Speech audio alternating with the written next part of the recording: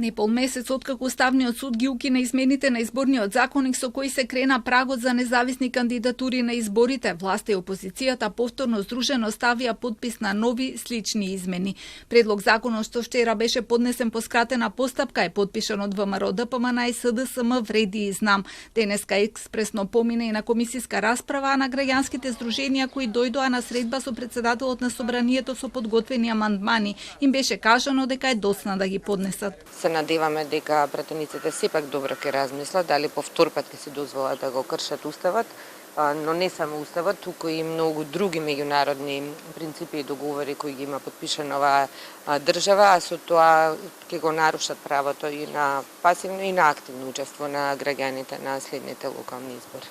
Та сега предложените прагови за подписи се дури и повисоки од 1% за голем број на општини каде што се наоѓаат најголем број од избирачите, како на пример Скопје. За ова ќе информираат и меѓународната јавност, ќе се среднат и со ДИКА, ако треба и повторно ќе ја оспорат уставноста на законот.